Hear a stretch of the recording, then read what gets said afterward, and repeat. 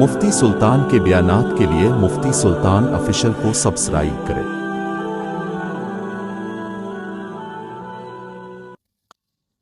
الحمد لله نحمده ونستعينه ونستغفره ونؤمن به ونتوكل عليه ونعوذ بالله من شرور أنفسنا ومن سيئات أعمالنا، من يهده الله فلا مضل له ومن يضلله فلا هادي له، ونشهد أن لا إله إلا الله وحده لا شريك له، ونشهد أن سيدنا وسندنا وحبيبنا ومولانا محمدا عبده ورسوله. أما بعد، فقد قال الله تبارك وتعالى في القرآن المجيد والفرقان الحميد: فأعوذ بالله من الشيطان الرجيم، بسم الله الرحمن الرحيم. ثم كان من الذين آمنوا وتواصوا بالصبر وتواصوا بالمرحمة أولئك أصحاب الميمنة والذين كفروا بآياتنا هم أصحاب المشأمة عليهم نار مؤصدة. صدق الله المولانا العظيم وصدق رسوله النبي الكريم، ونحن على ذلك من الشاكرين والشاكرين والحمد لله رب العالمين. درود پاک پڑھ لے ایک مرتبہ. اللهم صل على محمد في أول كلامنا، اللهم صل على محمد في أوسط كلامنا، اللهم صل على محمد في آخر كلامنا. گزشتہ مجلس میں سورۃ البلد کی آیتوں کی تفسیر آپ کے سامنے آئی تھی. تقریباً 20 آیتیں ہیں، 16 آیتوں کی تفسیر آپ کے سامنے آئی تھی. اللہ رب العزت نے فرمایا کہ ہدایت کے لیے ہم نے آپ کو 2 راستے بتائے، ہم نے 2 راستوں کی آپ کو ہدایت عطا فرمائی. نجدین وہدیناہ النجدین، ایک اچائی کا راستہ، ایک برائی کا راستہ. دونوں صفتیں اللہ نے انسان میں رکھی. ان 2 صفتوں کے مجموعے کا نام انسان ہے. ادھر توجہ دیں،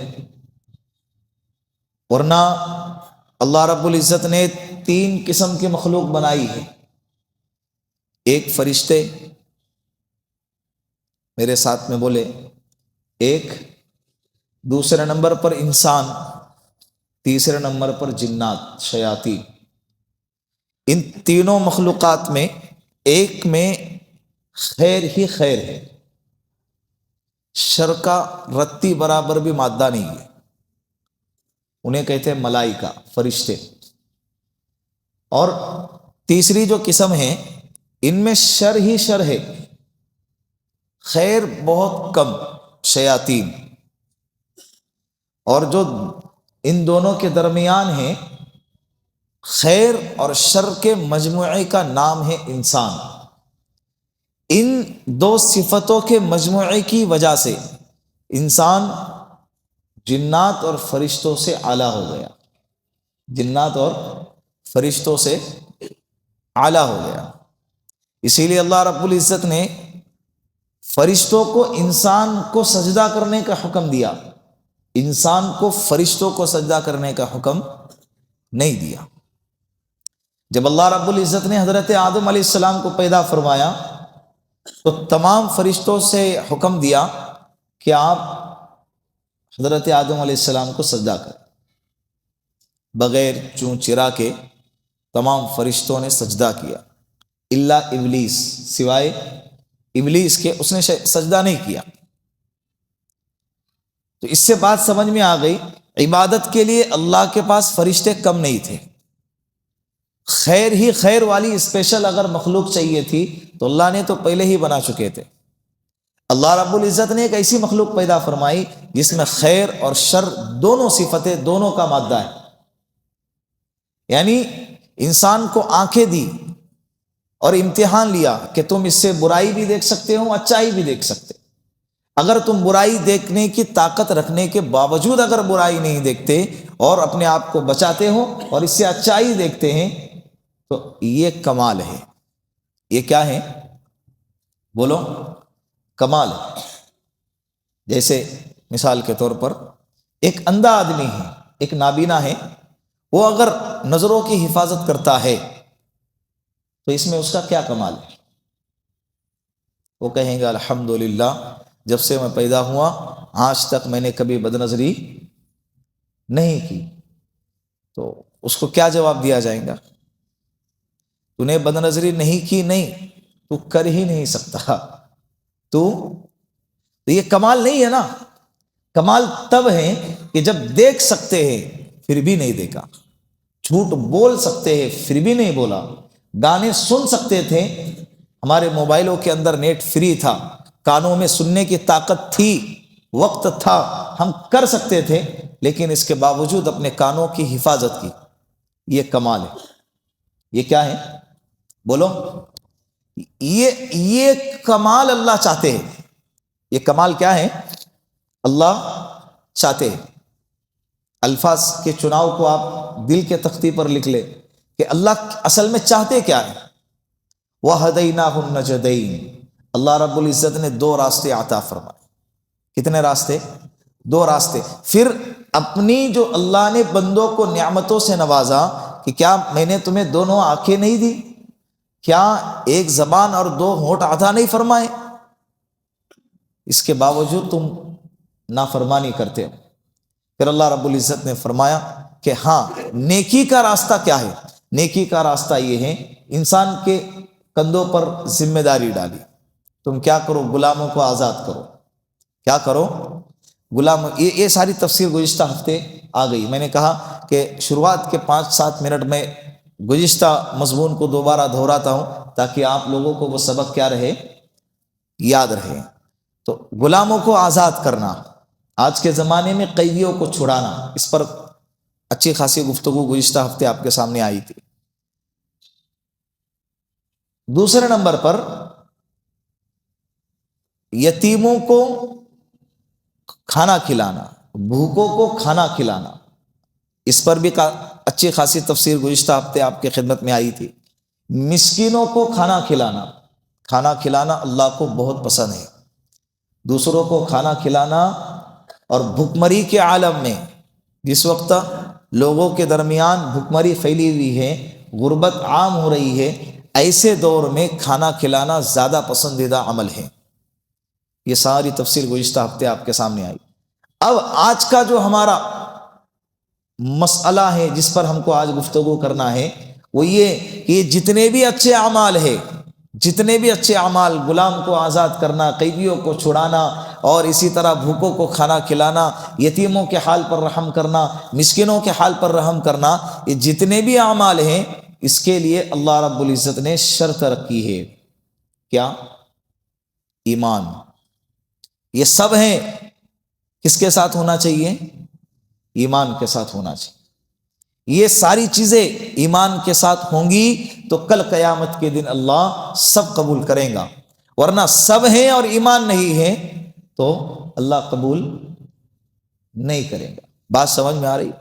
مولانا ذوالفقار صاحب نقشبندی دامت برکاتہم العالیہ اکثر و بیشتر اس عنوان پر ایک مثال دیا کرتے کہ ایک بندے کا ایک چیک ہے. کیا ہے؟ چیک ہے. اس نے ایک لکھا اور سیدھے جانب 0 بڑھائے تو ان 0 کی ویلیو ہوتی ہے. اگر اس ایک کے الٹے جانب اگر 0 لگا دے ان 0 کی ویلیو نہیں ہوتی. تو ایمان کے بعد ہی یہ ساری چیزیں ہمارے لیے کیا ہوں گی؟ قابل قبول ہوں گی. ورنہ اس کا بدلہ دنیا میں تو ملے گا، لیکن اگر ایمان نہیں ہے اور اچھے اعمال ہے تو کل قیامت کے دن اس کا بدلہ نہیں ملے گا. اللہ رب العزت نے باقاعدہ طور پر آگاہ کیا ہے. اتنی بات یاد رکھ. ثم کان من الذین آمنوا. یہ ساری چیزیں ایمان کے ساتھ ضروری ہے. کس کے ساتھ ضروری ہے؟ ایمان کے ساتھ ضرور. چلتا ہے بول کے نہیں چلتا کہ بھائی ان کو بھی خوش کرنا ہے تو کیا ہے اس میں، جھک گئے، سجدہ کر لیے، مورتیوں کے سامنے تھوڑا سا جھک گئے تو کیا ہے، وندے ماترم بول دیے تو کیا مسئلہ ہے؟ بہت بڑا مسئلہ ہے بھائی. وندے ماترم علماء اہل حدیث، علماء اہل سنت والجماعت، مکتب بریلوی کے مکتب فکر کے جتنے علماء ہیں، سب کا متفقہ طور پر فیصلہ ہے کہ وندے ماترم کہنا جائز نہیں ہے، وندے ماترم کہنا جائز نہیں ہے۔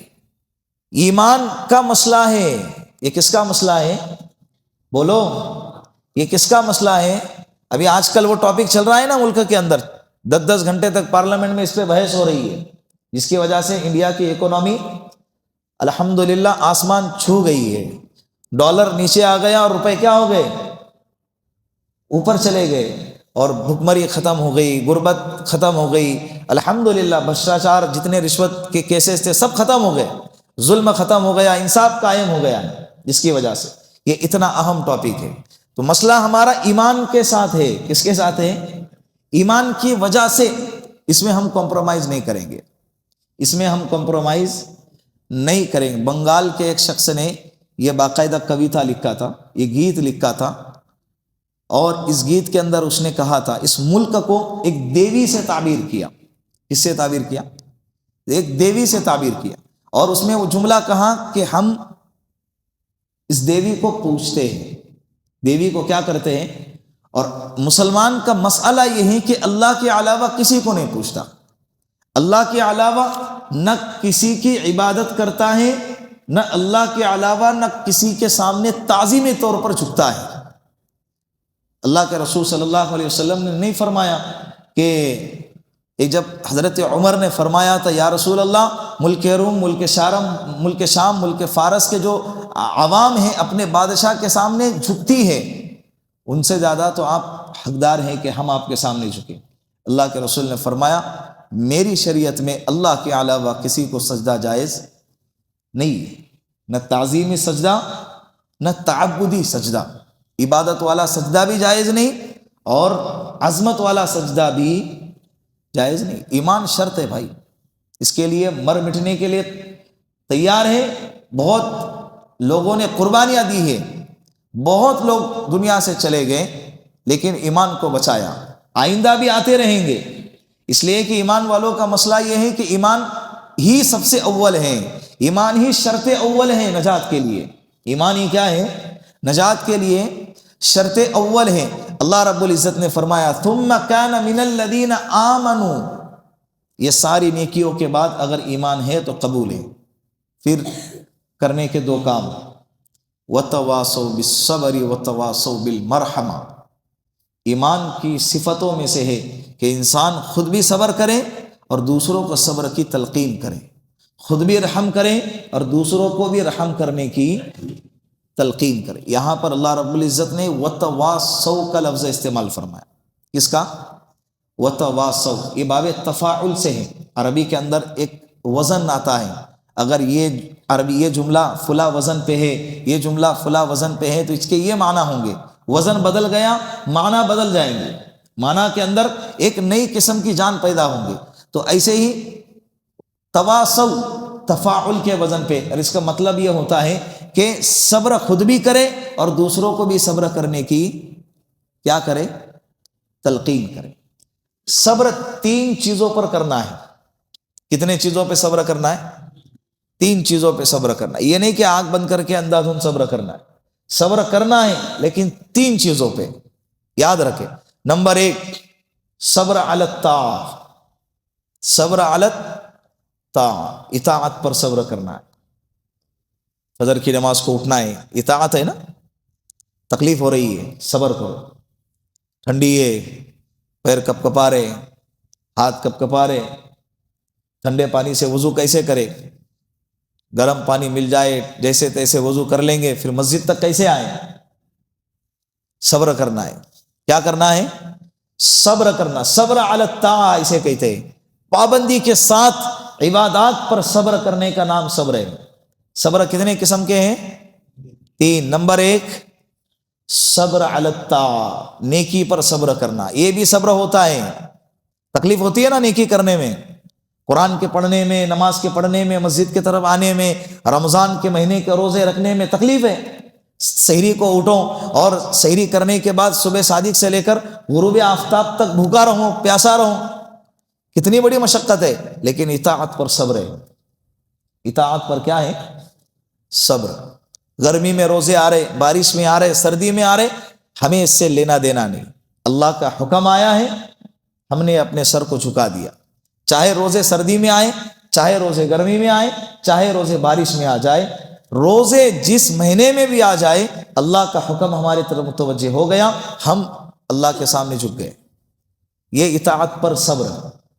زکوٰۃ دینے کو دل پہ بھاری پڑ رہا ہے، کسی کو 10,000 کی زکوٰۃ نکلتی ہے، کسی کی 10 لاکھ کی زکوٰۃ نکلتی، یوں ہی ایسے اٹھا کے دے دینے کا. کسی کو 10 لاکھ مثال کے طور پر ایسا تصور کرو کہ 10 لاکھ کی زکوٰۃ ایسی دے دیے، بھاری پڑتا ہے نا ذرا.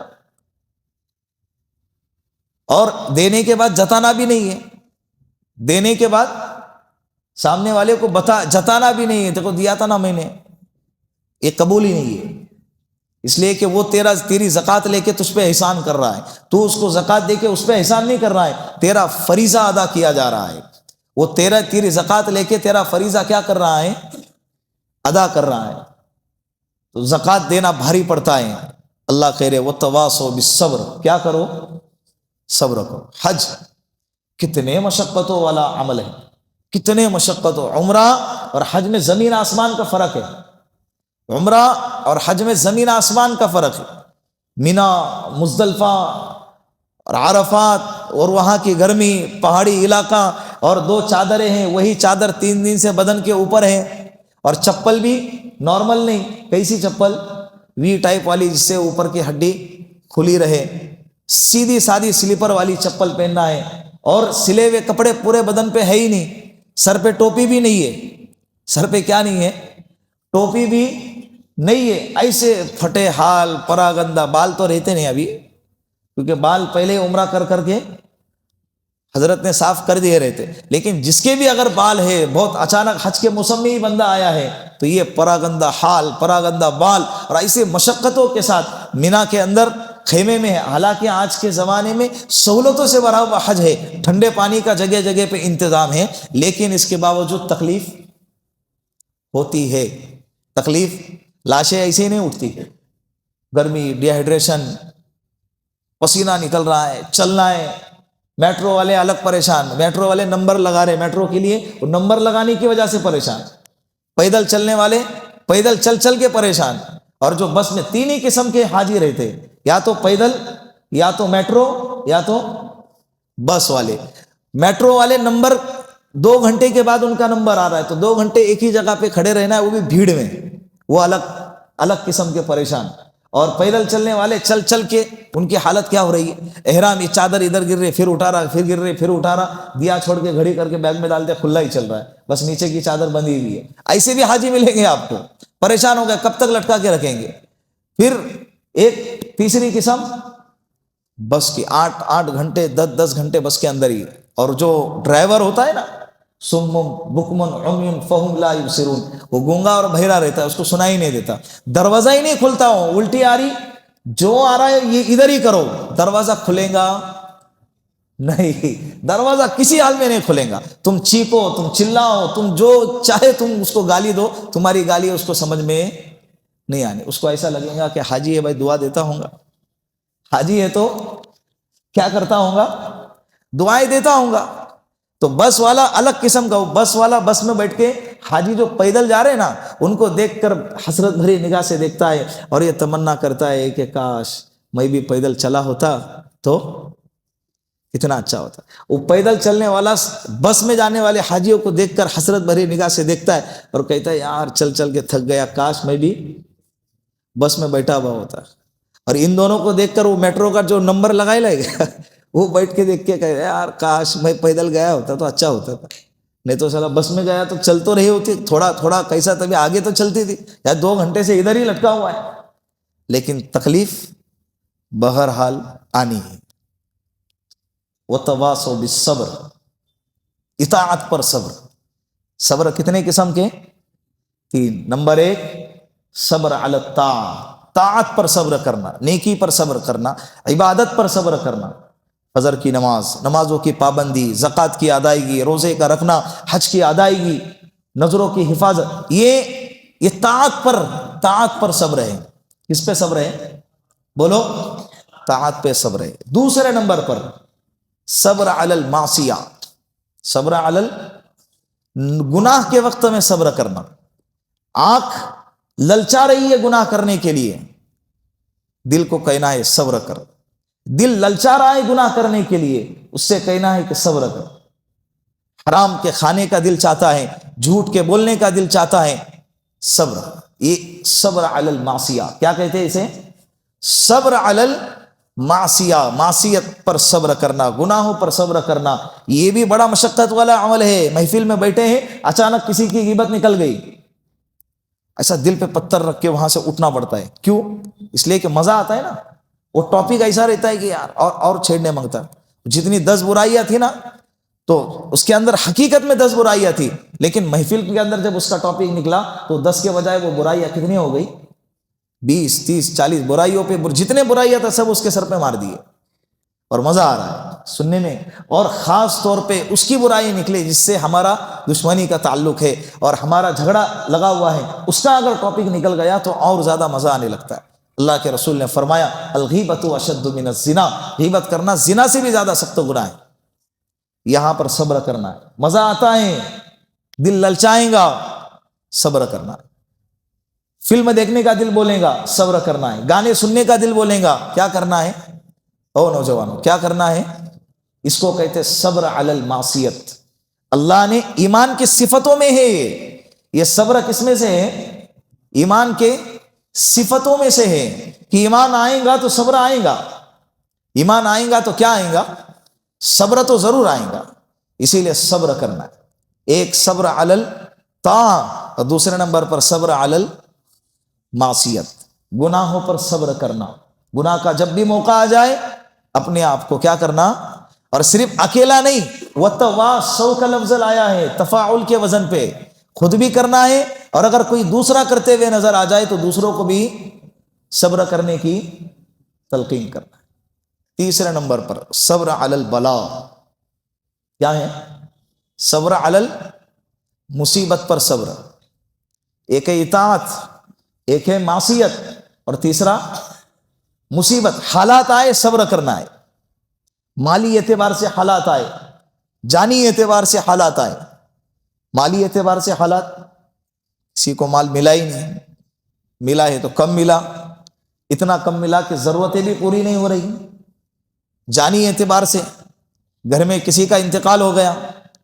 قرآن نے ہم سے کہا نا, یا ایھا الذین آمنوا استعینوا بالصبر والصلاۃ ان اللہ مع الصابرین. اسی کے بعد قالوا انا للہ وانا الیہ راجعون. اسی کے بعد اللہ رب العزت نے فرمایا کہ جب اللہ کے رسول نے کہا جب کسی کے انتقال کی جب خبر آ جائے تو کیا پڑھنا ہے؟ انا للہ وانا الیہ. ہم اللہ کے لیے ہیں اور اللہ ہی کی طرف لوٹ کر جانا ہے.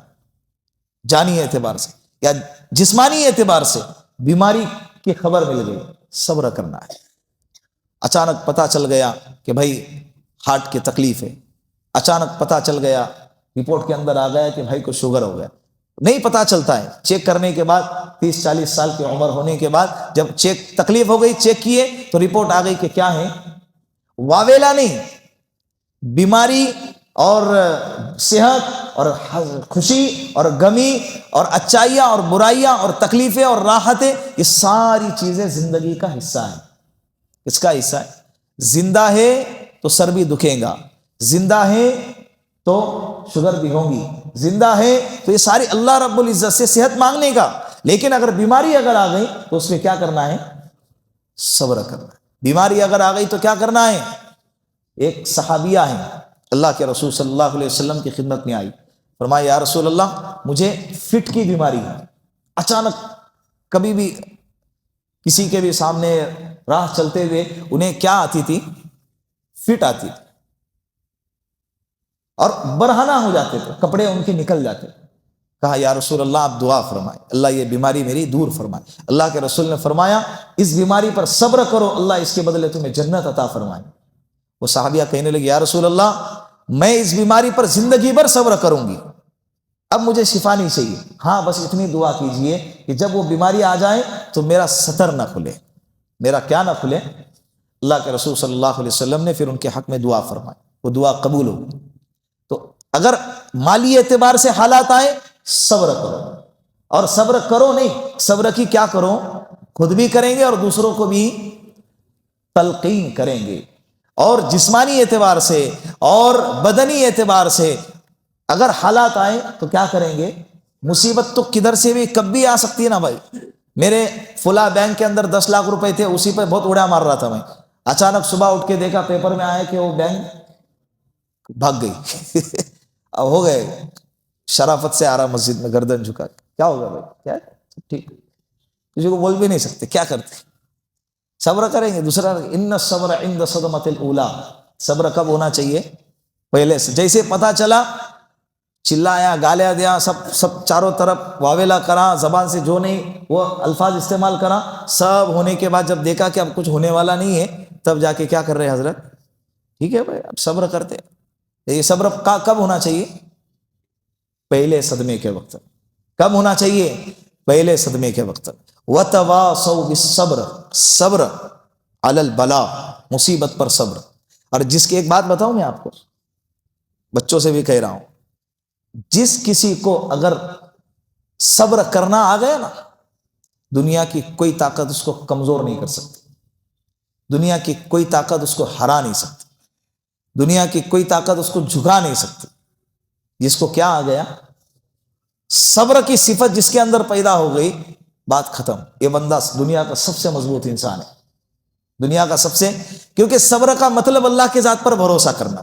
صبر کا ایک دوسرا میننگ بتاؤں میں آپ کو, کیا ہے, اللہ کی ذات پر بھروسہ کرنا. اس لیے کہ ہم نے اللہ پر چھوڑ دیا ہے, اچائی آئیں گی تب بھی اللہ کی طرف سے, برائی آئیں گی تب بھی اللہ کی طرف سے, خیر بھی ہوں گی تب بھی اللہ کی طرف سے, شر بھی ہوں گی تب بھی اللہ کی طرف سے. جب ساری چیزیں اللہ کی طرف سے ہیں تو پھر مسئلہ کیا, تو پھر بولو مسئلہ کیا. اسی لیے میں کہتا ہوں اپنے دعاؤں کے اندر ایک جملہ جو ہے نا کثرت سے مانگا کرو, اللہم انی اسألک رضاک بعد القضاء. کیا دعا, اللہم انی, بولو نا, اسألک رضاک بعد القضاء. اے اللہ تیرے فیصلے کے بعد راضی رہنا نصیب فرما. اے اللہ تیرے فیصلے کے بعد اس پر راضی رہنا نصیب فرما. بہت اعلیٰ چیز ہے یہ, بہت اعلیٰ چیز ہے. ہر حال میں آپ کو خوش رکھیں گی, ہر حال میں آپ کو کیا رکھیں گی, خوش رکھیں گے. کتنی بھی بڑی مصیبتیں آ جائے, طوفان آ جائے, اس بندے کو جگہ سے ہلا نہیں سکتی. سمجھ رہے بات. اللہ کے رسول کی زندگی اٹھا کر دیکھے, صحابہ کی زندگی اٹھا کر دیکھے, دور دور تک جو ہے نا ہم ان کے مصیبتوں کو تصور میں بھی نہیں لا سکتے, ان کے حالات کو تصور بھی نہیں کر سکتے. لیکن ملک کے ملک فتح ہو رہے, راتوں کے اندر نمازیں پڑھی جا رہی ہے, مصلوں کے اوپر پوری رات گزاری جا رہی ہے, پورا قرآن پڑھا جا رہا ہے, یہ سب ہو رہا ہے. وَتَوَاصَوْا بِالصَّبْرِ کریں گے نا انشاءاللہ. دوسری چیز جو اللہ نے کرنے کو کہی ہے, ثُمَّ كَانَ مِنَ الَّذِينَ آمَنُوا, جتنے بھی نیکیاں ہیں ایمان کے ساتھ شرط ہے.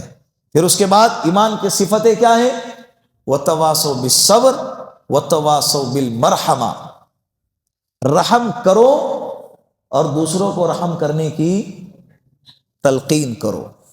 رحم کا دوسرا میننگ آتا ہے نرمی, معاف کرنا, درگزر کرنا, اس کو کہتے ہیں رحم.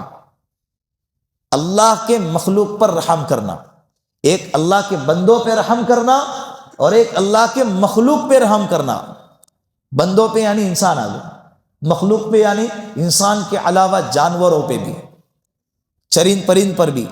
اسی لیے اللہ کے رسول نے پرندوں کو پانی پلانے کی ترغیب دی, پرندوں کو پانی پلانے کی کیا دی ہے, ترغیب دی ہے. جانوروں کو اپنا نشانہ ٹھیک کرنے کے لیے, جانوروں کو نشانہ لگانے سے اللہ کے رسول نے منع فرمایا ہے. یہ نہیں کہ اپنا شوق پورا کرنے کے لیے اور اپنے تیر کا نشانہ ٹھیک کرنے کے لیے, بندوق کی گولی کا اپنا نشانہ برابر کرنے کے لیے ایک بکری کو سامنے رکھ دیے اور اس کو نشانہ بنا کے اس کو اڑا دیں. اللہ کے رسول نے اس سے کیا کیا ہے, ہاں بھوک کی عالم ہے, شدت بھوک کی عالم ہے, ضرورت ہے تمہیں, اللہ رب العزت نے اس وقت پھر اس مخلوق کو تمہارے لیے حلال کیا, اس کو بنایا ہے پھر اس کے لیے. تمہارے انٹرٹینمنٹ کے لیے نہیں بنایا ہے اللہ نے، تمہارے دل لگی کے لیے اللہ نے نہیں بنایا۔ بات سمجھ میں آ رہی ہے؟ تو رحم اپنے خود بھی کرنا ہے اور دوسروں کو بھی۔ اللہ کو یہ صفت بہت پسند ہے۔ کون سی؟ اللہ کے رسول نے فرمایا من لم یرحم الناس لم یرحم اللہ، جو لوگوں پہ رحم نہیں کرتا اللہ بھی اس پہ رحم نہیں کرتا۔ دوسروں کو رحم کرنا، دوسروں کو معاف کرنا، دوسروں کو درگزر کرنا، یہ سیکھے، یہ سیکھنا پڑتا ہے، یہ کرنا پڑتا ہے۔ غصہ آتا ہے، غصہ کس کو نہیں ہے بھائی؟ غصہ کس کو نہیں ہے؟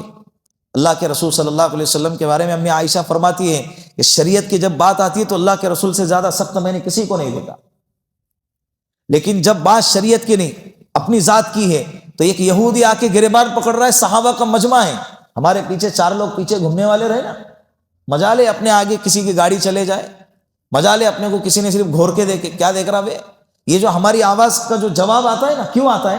پیچھے میرے پیچھے کتنے 4 لوگ ہیں نا، کیا دیکھ رہا بے؟ اتر نیچے چل نکل۔ یہودی ہیں اور آ کے گریبان پکڑ رہا ہے، اور ساتھ میں کون ہے؟ صحابہ تو صحابہ، اس صحابہ میں اور ایک کون ہے؟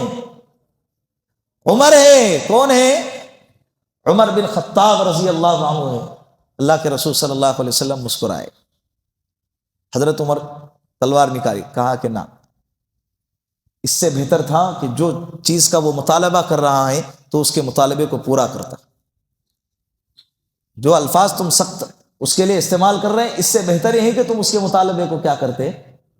یہ رحم۔ وہ یہودی نے کہنے لگا کہ میں ساری صفتیں اللہ کے رسول کی، ساری علامتیں پڑھ چکا، دیکھ چکا، ایک علامت باقی تھی، وہ حلم، کیا؟ برداشت کرنے کی صفت، معاف کرنے کی صفت، وہ آج دیکھ لی، کلمہ پڑھا، مسلمان ہو گیا۔ کیا ہو گیا؟ تو یہ اللہ کو بہت پسند ہے۔ کتنی پسند ہے معلوم ہے؟ کتنی پسند ہے معلوم ہے؟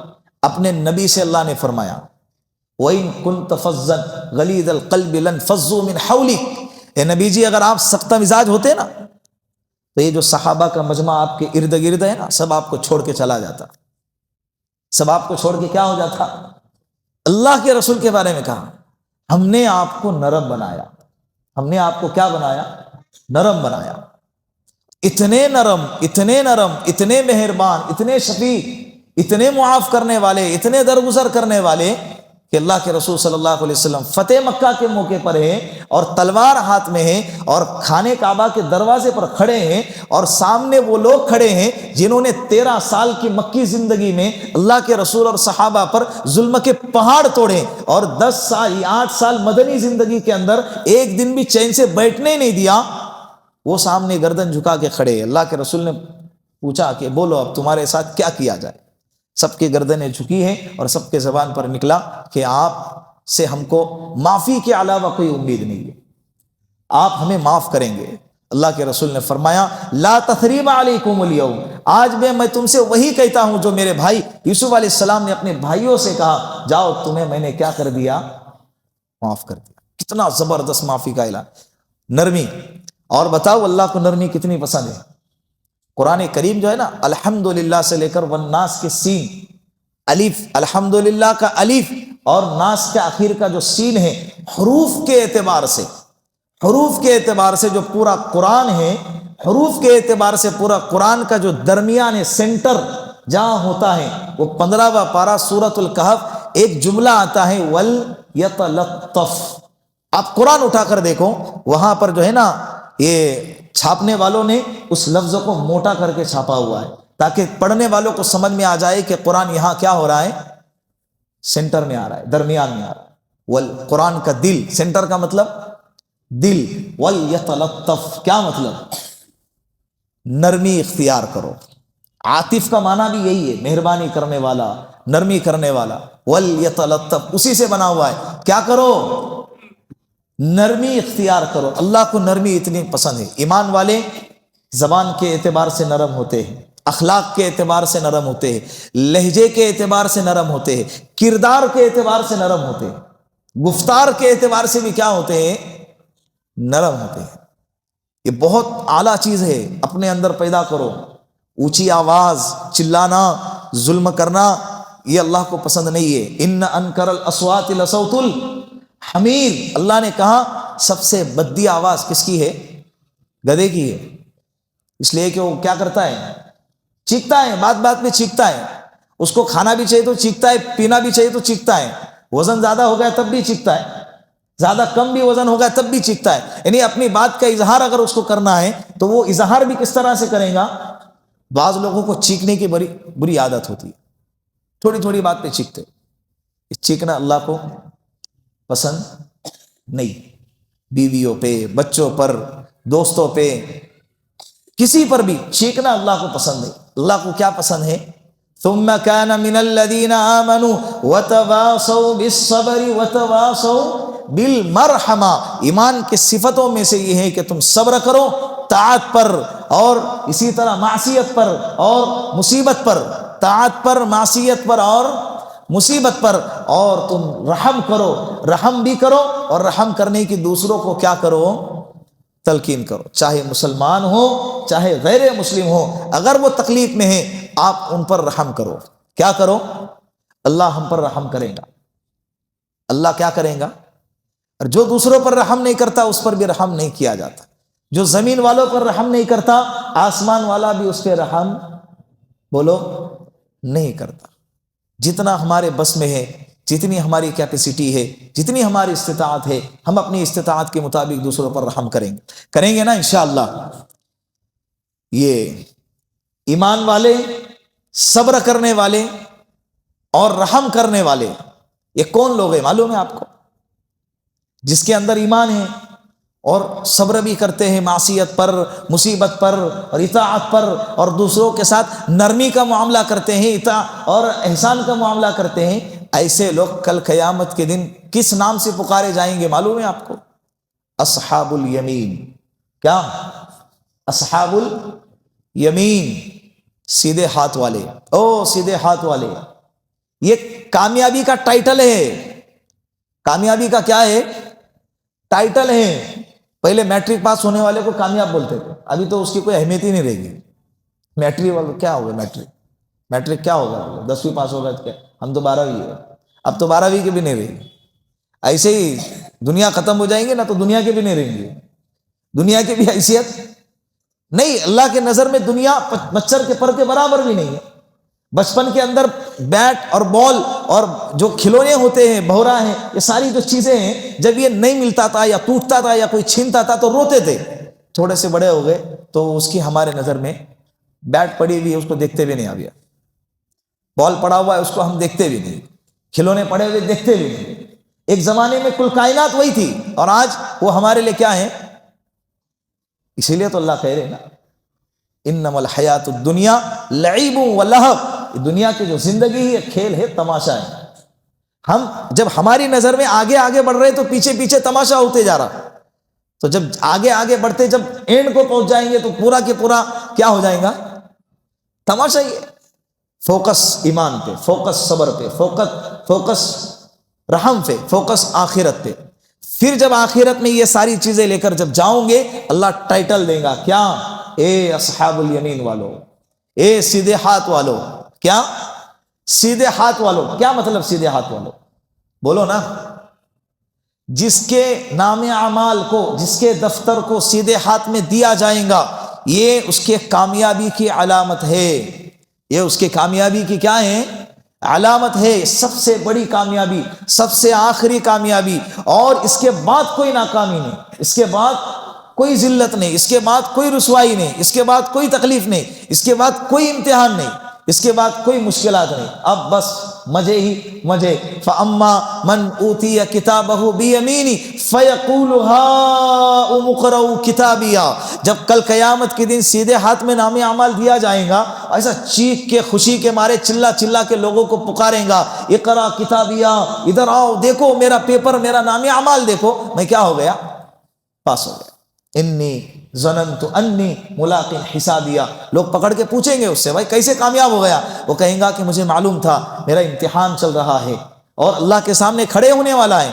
میں امتحان میں برابر محنت کرتا رہا، میں گناہوں سے بچتا رہا، میں اللہ کی اطاعت کرتا رہا. یہاں آ گیا، اللہ نے میرے سیدھے ہاتھ میں نام اعمال دیا، میں کیا ہو گیا؟ اب اوپر سے اعلان ہوگا فَهُوَ فِي عِيشَةٍ رَاضِيَةٍ، من چاہی زندگی میں اس کو داخل کرو. راضیہ پسندیدہ، من چاہی زندگی. یہ دنیا من چاہی زندگی نہیں ہے. من چاہی زندگی یہاں ہو ہی نہیں سکتی. میں 5 کروڑ روپے کب سے چاہ رہا ہوں، مل ہی نہیں رہے میرے کو. میرے کو معلوم ہے نہیں ملنے والے، کیونکہ یہ من چاہی زندگی پورا کرنے کی جگہ ہی نہیں ہے بھائی. یہاں چاہت پوری ہوتی ہی نہیں ہے. ہماری چاہت تو بہت کچھ ہے، لیکن ہماری چاہت کا کیا کرتے؟ اچار ڈال دیا. یہاں چاہت پورا کرنے کی جگہ ہی نہیں ہے. چاہت پورا کہاں ہوں گی؟ جنت میں. فہو پہلا ہی اعلان ہوگا فَهُوَ فِي عِيشَةٍ رَاضِيَةٍ، من چاہی زندگی میں اس کو داخل کرو. فی جنت عالیہ قطوفها دانیہ کلوا واشربوا ہنیئا بما اسلفتم فی الایام الخالیہ. کھاؤ پیو مزے کرو. ابھی پھل ہے، باغات ہیں، کیلے کے باغات ہیں، فروٹ کے باغات ہیں، محل ہے، سامنے سے پانی کے نہر بہ رہی ہے، اور مست بیٹھ کے آرام سے حضرت کیا کر رہے ہیں؟ کوئی ٹینشن نہیں. صبح اٹھ کے کام پہ جانا ہے، نہیں جانا ہے بھائی. کیسے کھائیں گے بھائی؟ اللہ کی قدرت سے کھائیں گے. بس کھائیں گے کھاتے ہی رہیں گے. دوسرا کام کیا ہے وہاں پہ؟ کھانا ہی. سونا تو ہے ہی نہیں، کیونکہ نیند ہوں گی نہیں. نیند موت کی بہن ہے. موت نہیں تو اس کی بہن بھی، دونوں نہیں، بھائی بہن بھی نہیں. دونوں بھائی بہن نہیں. موت بھی نہیں، بھائی کو تو کاٹ دیا جائے گا. جنت اور جہنم کے بیچ میں لا کے بھائی کو دمبے کی شکل میں کیا کر دیا جائے گا؟ کاٹ دیا جائے گا. اور اس کی بہن جنت میں نہیں رہیں گی. انسان ہمیشہ فریش رہے گا. طاقت اتنی ہوں گی کہ نیند ہی نہیں آئیں گی. کھانا کھائے گا، ڈکار مارے گا، ہضم ہو جائے گا. بات سمجھ رہے ہیں؟ تو کل قیامت کے دن یہ صبر کرنے والے، رحم کرنے والوں کو ٹائٹل دیا جائے گا او سیدھے ہاتھ والو. او یہ سب سے کامیابی کا سب سے بڑا ٹائٹل ہے. اللہ کرے ہم لائق تو نہیں ہے، لیکن اللہ سے مانگیں گے تو ضرور کہ اے اللہ کل قیامت کے دن ہمارے سیدھے ہاتھ میں نام اعمال دے دینا. مانگتے رہو. حکیم الامت فرماتے ہیں اللہ سے صبر مانگتے رہو، اللہ سے اخلاص مانگتے رہو، اللہ سے استقامت مانگتے رہو. کیا کرتے رہو؟ اخلاص استقامت اللہ سے مانگتے رہو، اللہ سے آخرت کی نجات مانگتے رہو. کیا ہوگا اگر تمہارے اندر اخلاص نہ بھی ہے؟ مانگتے رہو مانگتے رہو. مانگتے مانگتے ہی اگر دنیا سے چلے گئے، کل قیامت کے دن اللہ مخلصین میں آپ کو اٹھائیں گا. اللہ کس میں سے اٹھائیں گا؟ مانگو. ہمارا یقین ہے کل قیامت کے دن اللہ کے سامنے کھڑا ہونا ہے. یہ بات یہاں پر ہو گئی، یہ سیدھے ہاتھ والے ہیں. پھر اللہ رب میں نے اس کے کئی مرتبہ آپ کو قرآن کی تفسیر میں کئی مرتبہ ایک بات کہی ہے کہ پورے قرآن کریم میں اللہ رب العزت نے 6 قسم کے مضامین بیان فرمائے. کتنے قسم کے؟ 6. پورا قرآن اسی کے ارد گرد گھومتا ہے. پورا قرآن ایک پہلا مضمون توحید. قرآن کہیں نہ کہیں جا کر آپ کو کدھر لے کر جاتا ہے؟ توحید کی طرف. دوسرے نمبر پر رسالت، نبیوں کی رسالت، اللہ کے رسول صلی اللہ علیہ وسلم کی رسالت، رسولوں کی رسالت. یہ قرآن کریم کے اندر آپ کو دوسرا مضمون یہ ملے گا.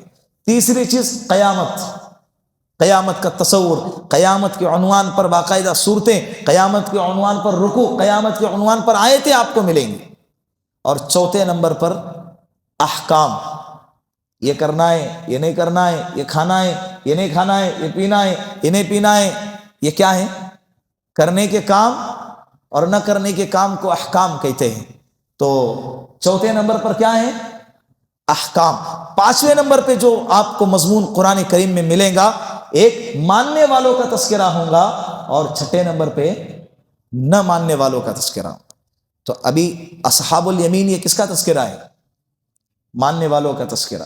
آگے والذین کفروا بآیاتنا ہم اصحاب المشأمہ، وہ لوگ جنہوں نے ہماری آیتوں کا انکار کیا، ہماری آیتوں کو جھٹلا دیا، ہماری آیتوں کی تکذیب کی، ہماری آیتوں کا مذاق اڑایا. بڑے منوس لوگ ہیں. کیا ہے؟ بہت منوس ہے. مولانا رشید احمد غیاث الدین صاحب اس کا ترجمہ کرتے ہیں. بہت منوس لوگ ہیں. کیا ہے؟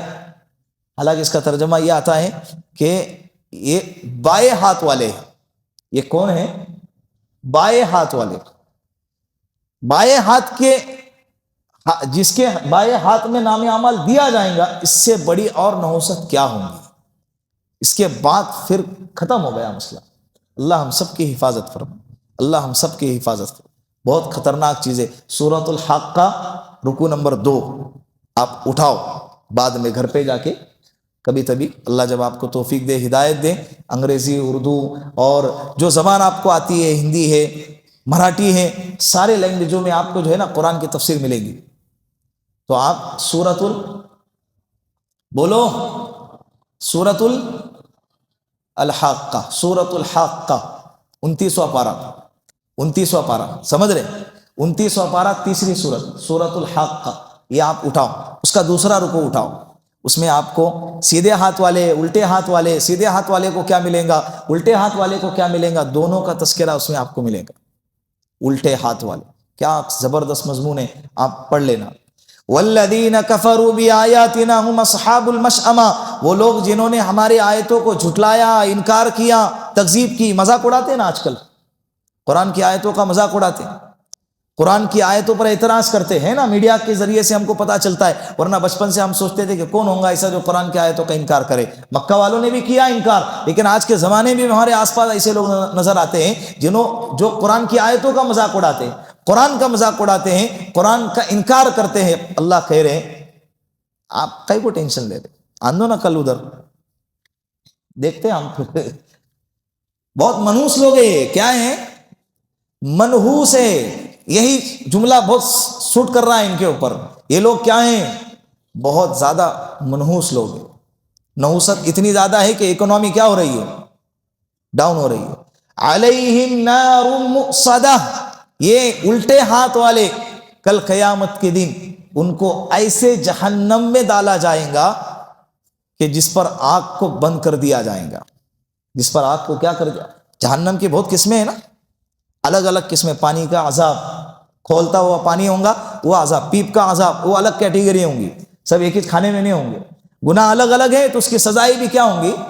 جیسے دنیا کے اندر مرڈر کرنے والوں کو الگ اس میں رکھتے ہیں، اور زنا کرنے والوں کو اور ریپ کرنے والوں کو الگ اس کے اندر رکھتے ہیں، چوری کرنے والوں کو الگ سیل میں رکھتے ہیں. تو ایسے کل قیامت کے دن جہنم کے اندر جہنمیوں کو بھی ان کے گناہوں کے اعتبار سے الگ الگ کیٹیگری میں رکھا جائے گا، الگ الگ. تو یہ جو آیتوں کا انکار کرنے والے اور الٹے ہاتھ والے ہیں، ان کو ایسے جہنم میں ڈالا جائے گا کہ جس میں آگ کو بند کر دیا جائے گا. حضرت مفتی سعید صاحب پالن پوری رحمۃ اللہ علیہ نے فرمایا، جہنم کی جو آگ ہے نا، دنیاوی آگ کے اعتبار سے 69% زیادہ گرم ہے. 69% زیادہ کیا ہے، گرم ہے. حالانکہ وہ خود اتنی گرم ہے، اس کے باوجود اللہ نے تعبیر کیا فرمائی کہ ایسے جہنم میں ان کو بند کر دیا جائے گا جیسا گویا کہ یہ پریشر کوکر ہے. پریشر کیا ہے، پھر دو چیزیں اس میں بیان فرمائی. ایک، کوئی راحت کی چیز اندر نہیں جا سکتی، اور اندر کا غم اور تکلیف باہر نہیں آ سکتی. ابلتے ہوئے ہوں گے، پکتے ہوئے ہوں گے، اندر ڈھکن لگا دیا جائے گا، کدھر ہی نہیں جا سکتے، باہر نکل ہی نہیں سکتے. علیہم، کئی مرتبہ پڑھا ہوں گا آپ نے قرآن کی اس آیت کو، علیہم نار مؤصدہ، لیکن آپ کو اس کا تصور نہیں آیا ہوگا کتنا سخت جملہ ہے. وہ لوگ جنہوں نے ہمارے آیتوں کو جھٹلایا، انکار کیا، یہ الٹے ہاتھ والے ہیں کہ جن پر ایسی آگ ہوگی کہ جو کیا کر دی گئی ہوں گی، بند کر دی گئی ہوں گی. ایسی آگ جو کیا کر دی گئی، بند کر. اللہ ہم سب کی حفاظت فرمائے.